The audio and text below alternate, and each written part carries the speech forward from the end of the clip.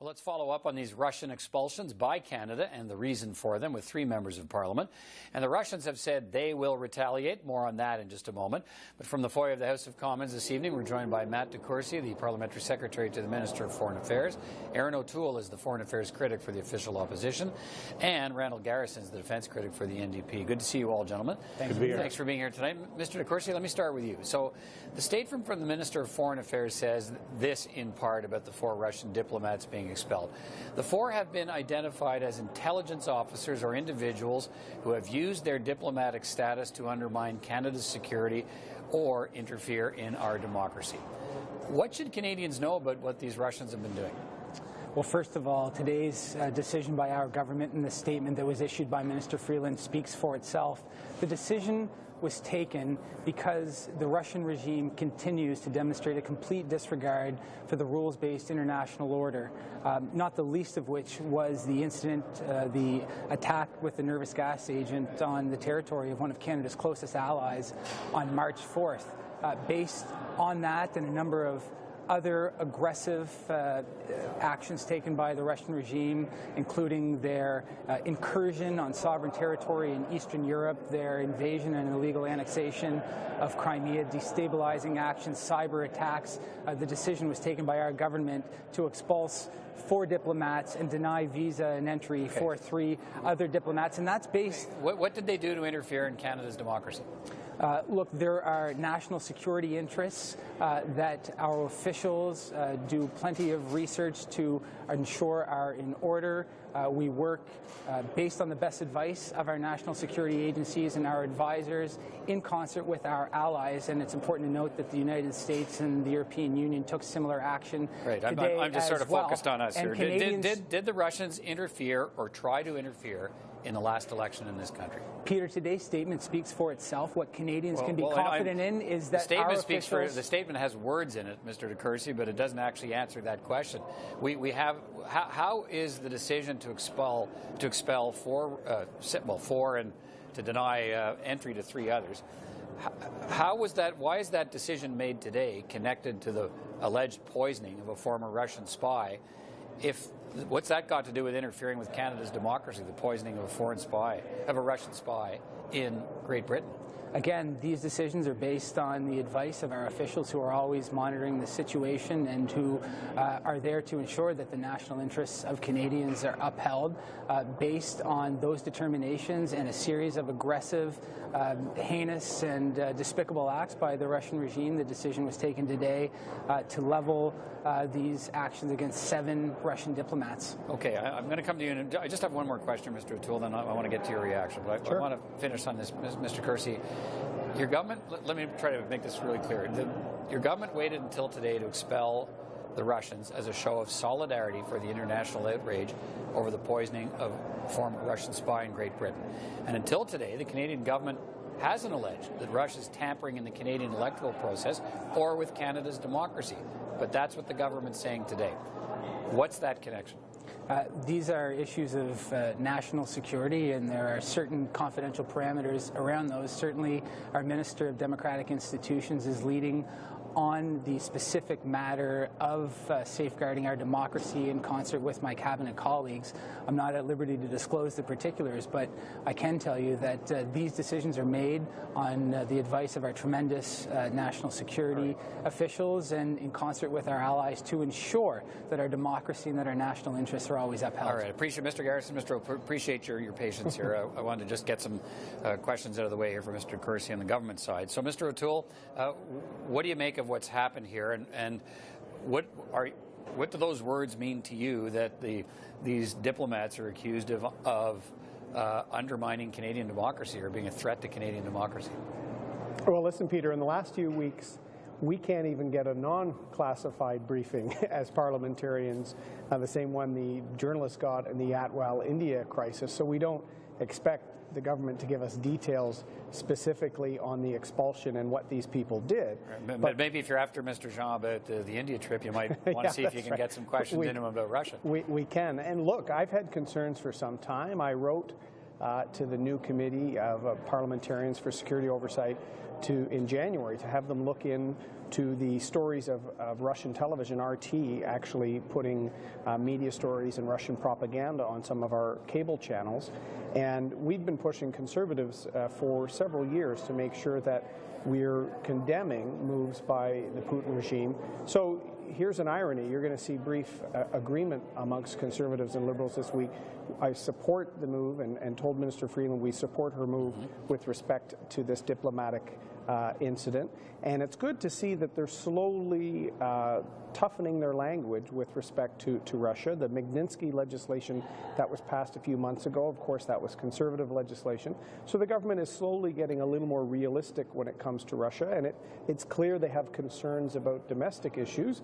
Whether or not Mr. DeCourcy will get into that, I've said this RT issue is something we've already seen in the newspapers, and we have to be prepared for our election next year to make sure it can withstand any influence. All right, Mr. Garrison, where does your party stand on these expulsions? Well, I think we should go back to the very important point that international solidarity against Russia's actions in Britain is a new development here that's quite significant, and I'm very pleased that Canada has joined that by expelling Russian diplomats. That said, the questions you were asking, Mr. DeCourcy, are questions that I think the statement raises rather than answers.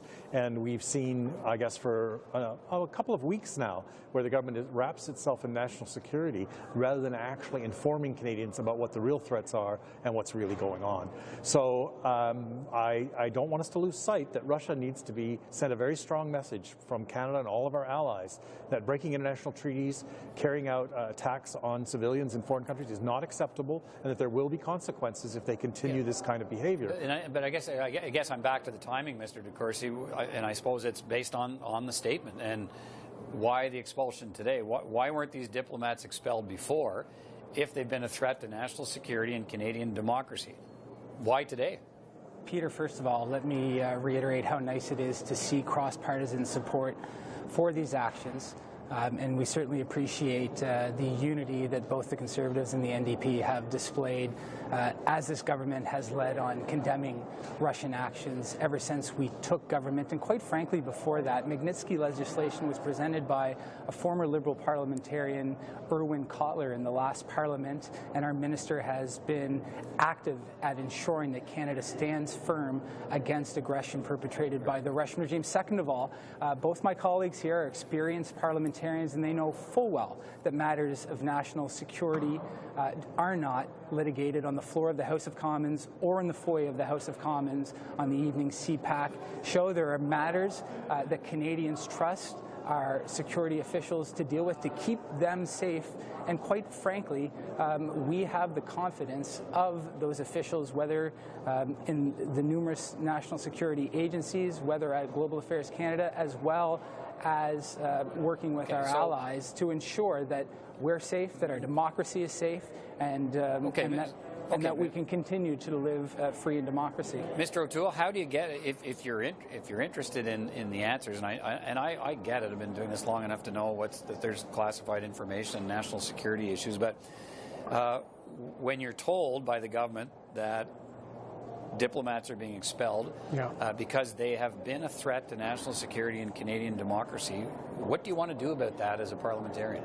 Well, look, what do you want to know? Absolutely. You know, the government gets itself into these positions, Peter. Why did it provide details on the expulsions today in terms of interfering with our democracy if they weren't prepared to talk about it? Why did they provide Mr. Jean to journalists and they're now not prepared to provide Mr. Jean to elected officials? The government gets itself in its own position. Had the statement today just said, in coordination with our allies, we are expelling Russian diplomats following the aftermath of the nerve agent attack in the UK. They didn't do that. They gave actual grounds, but then won't talk about the grounds. Very similar to the affair, the Atwell India affair we're going through. They say that we can't get a briefing because it's classified. Right. So it's the government chooses language for a certain reason, and it puts Mr. DeCourcy in a difficult situation dancing around it. But they should explain what type, at least. Was it interference online? Was it some of the Russian troll farms? They could at least say the broad areas without specifics. Mr. Garrison, what's your view on that?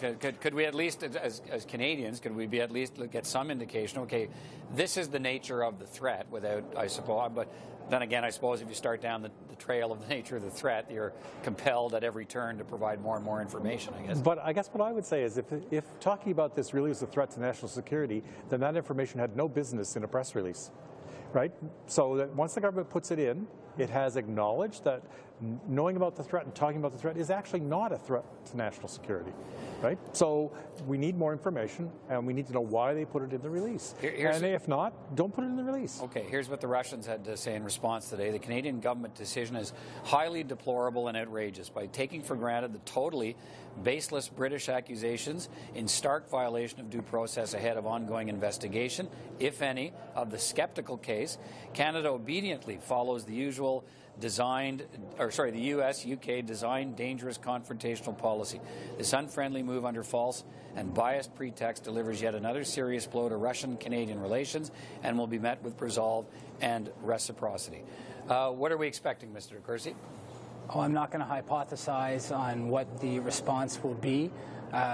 This was a decision that we felt was important to take for ourselves, to demonstrate solidarity with our allies, with our partners in the international community, to let the Russians know that while we regret having to do it, it was absolutely necessary based on the series of aggressive behaviors that they have undertaken, not the least of which was the March 4th nerve gas attack. Right. And would we have expelled them today if the U.S. and other partners hadn't?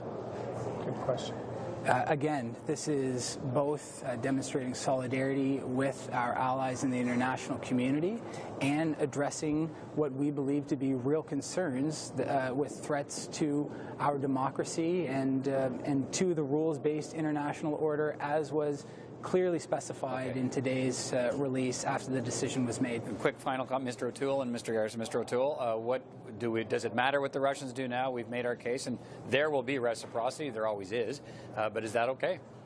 Well, look, there's always something Russia could do. There's some trade areas, some agriculture and other commodities that could be affected. But it's up to Canada to call out inappropriate or breaches of international law, breaches of agreement, a pattern of questions with respect to Russian assassinations, a whole range of things.